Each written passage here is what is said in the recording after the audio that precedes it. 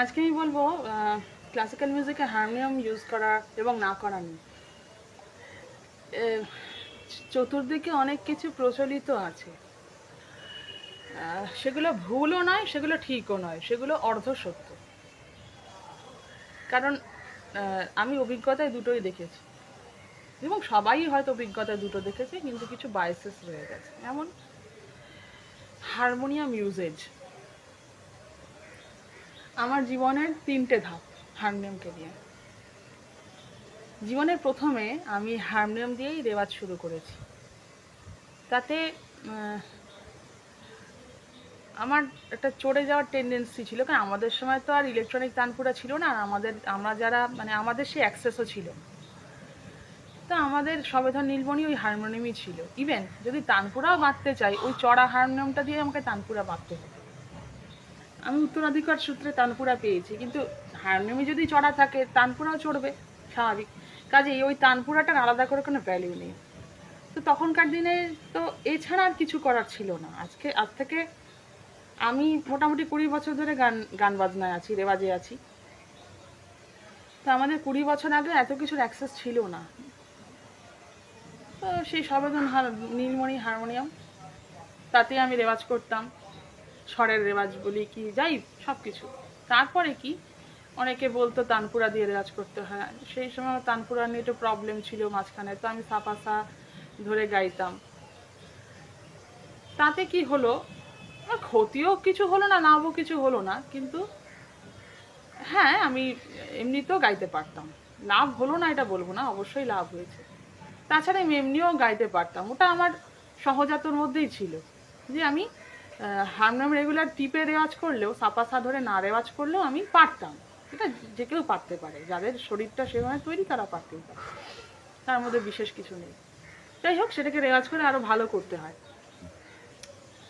2016 সাল নাগাদ আমি ঠিক করি যে আমি তানপুরাতে রেওয়াজ করব। তো ইলেকট্রনিক তানপুরাও কেনা হয়, সাথে আমার ম্যানুয়াল তানপুরাটাকেও সারানো হয়। তো ওই শুরু আমার জার্নি শুধুমাত্র তানপুরা রেওয়াজ। এবং কিছু কিছু মিথ যে প্রচলিত আছে, শাস্ত্রীয় সঙ্গীতে একদম হারমোনিয়াম ইউজ করবে না, আমি করতাম না। এতে কি হলো, আমার আরেকটা দিক, আরেকটা ডাইমেনশন, সেটা কিন্তু আমি খেয়াল করলাম না। আচ্ছা, আমরা কি খেয়াল করেছি যে হারমোনিয়াম নিয়ে যে এত বিদ্বেষ, হারমোনিয়াম বিদ্বেষ, যে হারমোনিয়াম ইউজ করা যাবে না? আমরা সঙ্গতে কি দেখছি, একজন মানুষ যখন খেয়াল গাইছে, ইভেন যখন ধ্রুপদও গাইছে, তখন কিন্তু আমরা দেখছি সঙ্গতে কিন্তু সেই সবেধন নীলমণি হারমোনিয়াম। সেরকম একটা সারেঙ্গেও দেখা যায় না, এসরাজও দেখা যায় না, ভায়োলিনও দেখা যায় না, কিছুই না, ম্যাক্সিমামটাই হারমোনিয়াম দেখা যায়। তাহলে কি হলো, দিনের শেষে তো সেই হারমোনিয়ামের সাথেই গাওয়া হলো। তো তাহলে এত হারমোনিয়ামে বিদ্বেষ কেন? বলা হয় যে না, রাগ সঙ্গীতের কিছু শ্রুতি আছে যেগুলো হারমোনিয়ামে আসে না। হ্যাঁ, আসে না, আসে না। আমি কিছু কিছু রাগের কথা বলবো যেগুলো হারমোনিয়ামে না গাওয়াই ভালো। এবং আরও কিছু রাগ যারা যারা নিজেরা অভিজ্ঞ তারা বুঝে যাবে যে কোনগুলো হারমোনিয়ামের যোগ্য, কোনগুলো হারমোনিয়ামের যোগ্য না। এবং হিন্দুস্তানি কর্ণাটিক আমি দুটো বিষয়ই বলবো। যেমন ধরা যাক, আমি যখন থেকে আমার হারমোনিয়ামে রেওয়াজ করলাম, আমি দেখলাম যে হারমোনিয়াম আমি কয়েক মাস ধরে আবার খেয়ালটা হারমোনিয়ামে গাইছি। আমার তানপুরা চলে, ফোনের তানপুরা এবং ইলেকট্রনিক তানপুরাটা ধরি, কারণ সেই সময় তো আমি আর হাতের তানপুরা ইউজ করতে পারি না। হাতের তানপুরাটা আমি ততক্ষণ ইউজ করি যতক্ষণ আমি স্বরে রেওয়াজ করছি এবং কর্ণাটিক গাইছি, ততক্ষণ। মাঝখানে আমি খেয়াল গাইবার সময় হারমোনিয়ামটা ইউজ করছি, দেখছি তাতে অনেক বেনিফিট হয়। সেটা হচ্ছে হারমোনিয়ামে এমন কিছু বাজিয়ে ফেলছি যেটাতে আমার ব্রেইনে আইডিয়া আসছে, মানে আমি নিজে সঙ্গতকার এবং আমি গায়িকা। এতে আমার দুটো স্কিলই বাড়ছে, আমার হাতের স্কিলও বাড়ছে, আমার মাথার স্কিল এবং গলার স্কিল বাড়ছে, 3টে স্কিল বাড়ছে। হারমোনিয়াম খুবই উপকারী একটি যন্ত্র। এত সহজে কেউ কিন্তু ভায়োলিনের সাথে গাইতে পারবে না, কোনো কিছুর সাথেই এত সহজে গাওয়া যায় না যেটা যেটা হারমোনিয়ামের সাথে গাওয়া যায় বাজিয়ে। হ্যাঁ, গিটারের সাথে গায় সেটা কর্ডস, কিন্তু এই যে হারমোনিয়াম পুঙ্খানুপুঙ্খানু স্বর বাজিয়ে গাওয়া, এতে নিজেরই উপকার। আচ্ছা, এখানে একটা কথা আমি বলবো, কয়েকটা রাগকে আমি বাদ দেবো, সেটা হচ্ছে দরবারি কানাড়া, ভৈরব, আর এই মুহূর্তে মনে পড়ছে না, এই দুটো রাগের কথাই মনে পড়ছে বেসিক জায়গা থেকে। হ্যাঁ, কিছু কিছু রাগের সময় আমি তানপুরাটা ইউজ করি। আমি সবসময় যে খেয়াল হারমোনিয়ামে গাই তা একেবারেই নয়, কিন্তু যেমন দেশ রাগ হারমোনিয়াম বাজিয়ে গাইলে দারুণ হবে। যেমন কিছু ক্ষেত্রে গৌড় সারাং, কিছু ক্ষেত্রে বেহাগ, সবসময় না। গোরখ কল্যাণ, রাগেশ্রী, বাগেশ্রী, এই ধরনের যে রাগ যেগুলো স্পষ্ট, এখানে কিন্তু কোনো শ্রুতির কোনো ব্যাপার নেই, এই রাগগুলো স্পষ্ট স্বরের রাগ, এখানে কোনো মাইনার নোটের কোনো ব্যাপার নেই, মানে অনুস্বরের কোনো ব্যাপার নেই। কর্ণাটিকের কথায় আসবো, বিলাহারি, ইভেন আবকি টাবকি সবই। কারণ আজকে যদি আমি কম্পিউটার গামাকাম গাই, সাপোজ সারি গা আবকি হোক বা কিরাবাণী হোক, যাই হোক, গা এটাও কিন্তু বাজানো যায়, এটা তো রেমা রেমা রেমা বাজালে খুব সুন্দর করে বাজানো যায়। তো কর্ণাটিকে পুরোটাও যে হারমোনিয়াম প্রহিবিটেড হওয়া উচিত এমনটা না, আসলে কর্ণাটিকটা হারমোনিয়ামে বাজানো কমপ্লিকেটেড হয়ে যায়, তার জন্য এটাকে বাদ দেয়, অনেক বেশি বাজাতে হয়। কারণ কর্ণাটিক মিউজিক কিছু খুব বেশি মানে কটা রাগ আছে যেটা খুব মানে এমন কিছু যেটা বাজানো যায় না, এরকম খুব একটা তো দেখি না। হ্যাঁ, সেটা সমস্ত জায়গাতেই আছে, সারাটা ভারতবর্ষেই আছে যে কোনো কোনো নোট বাজানো যায় না, যায় না তো যায় না, সেই রাগগুলো বাদ দেবো। যখন বুঝতে পারছি যে এই রাগের জন্য হারমোনিয়াম অ্যাপ্রোপ্রিয়েট নয়, তখন সেই রাগে হারমোনিয়াম বাজাবো না। কিন্তু ম্যাক্সিমাম রাগেই হারমোনিয়াম বাজিয়ে গাওয়াটা যায়, একদম বৈধভাবে যায়, কোনো প্রবলেম হয় না, বরং তাতে আরও উৎকর্ষ হয়, উৎকর্ষ বাড়ে। আমি নিজের অভিজ্ঞতায় দুটোই দেখেছি। আচ্ছা, যদি আমি দরবারি কানাড়া হারমোনিয়াম বাজিয়ে গাইতে শুরু করি, খুব একটা খারাপ লাগবে না, কিন্তু ধাটা সেভাবে মিলবে না। ভৈরবও যদি গাই সেভাবে মিলবে না, কিন্তু একেবারে খারাপ লাগবে না।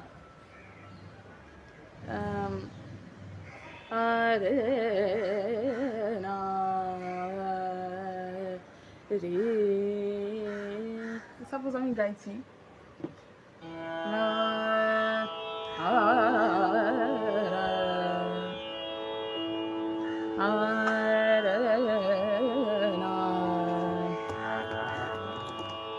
এবারে হারমোনিয়াম খারাপ বাজছে না, আমি তো এক হাতে পাচ্ছি না, তো যাই হোক, পুরোটা হয়তো ভালো লাগে, প্যান প্যান করবে হয়তো, তার জন্য হয়তো ভালো লাগে না, কিন্তু এমনিতে কি সমস্যা আছে? কোনো সমস্যা নেই। এবার সমস্যা নেই বলেই তো সবাই কিন্তু প্রথম সঙ্গতের যন্ত্র হিসেবে হারমোনিয়ামকেই বেছে নিয়েছে। আমি হারমোনিয়ামের বিপক্ষে প্রচুর লোকে বলতে শুনেছি। রবি দাদু তো মানে রীতিমতো হারমোনিয়াম প্রহিবিট করেছিলেন আকাশবাণী থেকে, ঠিক আছে, কিন্তু এখন রবীন্দ্রসঙ্গীতের হারমোনিয়াম বাজিয়ে গাইবেন, আমিও হারমোনিয়াম বাজিয়ে গাই, সুন্দর লাগে শুনতে। কয়েকটা গান আছে না গাওয়াই ভালো, সেগুলো এক্সেপশনাল, সেগুলো এক্সেপশনাল। যাই হোক, তো হারমোনিয়াম ভারতীয় রাগ সঙ্গীতে চলে না এই কথাটা অর্ধ সত্য নয়, এই কথাটা হয়তো 20% সত্য। যদি না চলতো তাহলে সঙ্গত হিসেবে, সঙ্গতের যন্ত্র হিসেবে 99% টাইমে আমরা হারমোনিয়ামকে পেতাম না, সেটা রেডিও হোক, সেটা টেলিভিশন হোক, এতগুলো জায়গায় হারমোনিয়ামের অ্যাক্সেসিবিলিটি এত বাড়লোই বা কেন? নাই তো বাড়তে পারতো। অনেকে বলে যে না, হারমোনিয়ামটাই তো এখন বেশি পাওয়া যায়, এত কিছু তো পাওয়া গেল না কেন? আজকে যদি চাহিদা থাকতো ঠিকই পাওয়া যেত। আচ্ছা, হারমোনিয়ামের এত চাহিদা কেন? এবার নিজের জন্য কিন্তু হারমোনিয়ামটা খুব ভালো, কারণ গলা তো হাঁপিয়ে যায়, সাথে একটা সঙ্গী থাকলে ভালো।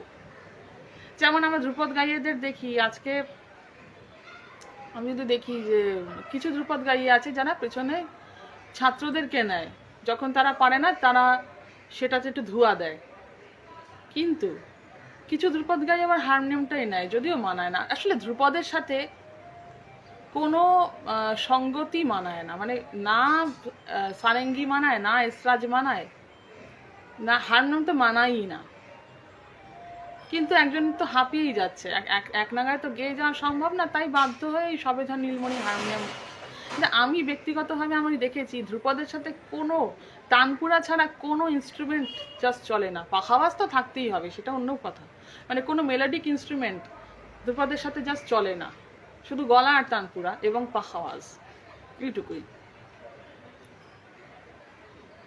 তো আমার মেইন কথা এটাই ছিল যে হারমোনিয়াম যে নিজে বাজিয়ে গাইতে পারে ভালো, তার কল্পনার ক্ষেত্রে এবং তার রাস্তা বাড়াতে হারমোনিয়াম হেল্প করে। হারমোনিয়াম যেভাবে হেল্প করে এবং এত সুন্দর লাগে যখন আমি বাজিয়ে গাই, তখন অনেক সুন্দর লাগে।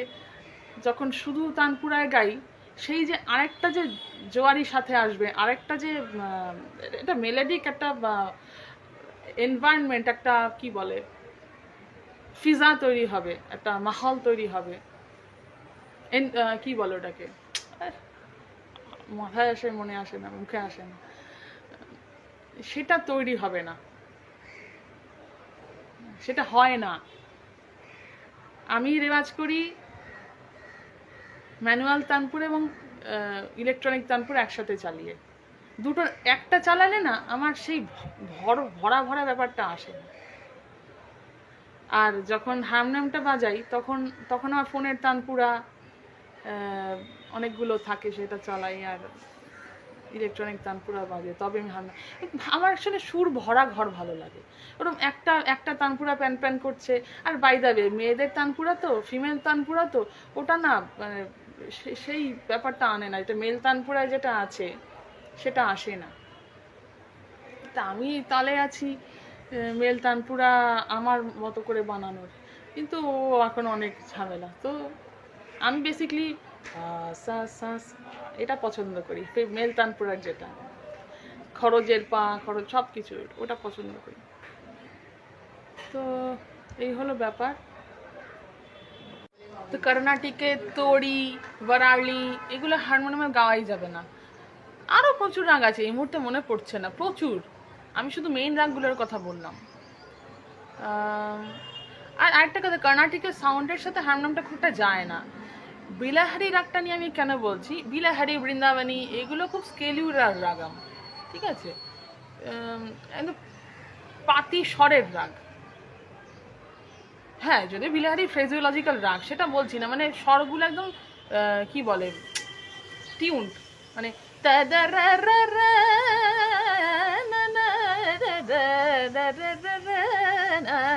তো এর জন্য তো হারমোনিয়াম ইজিলি ইউজ হওয়া যায়। কর্ণাটিকের ভৈরবী এগুলো গাওয়া যায় না হারমোনিয়াম, অস্বস্তি লাগে। তো এই হলো ব্যাপার। হিন্দুস্তানির যেমন ইজিলি গাওয়া যেতে পারে, বেশ তো খুব ভালোভাবে গাওয়া যেতে পারে।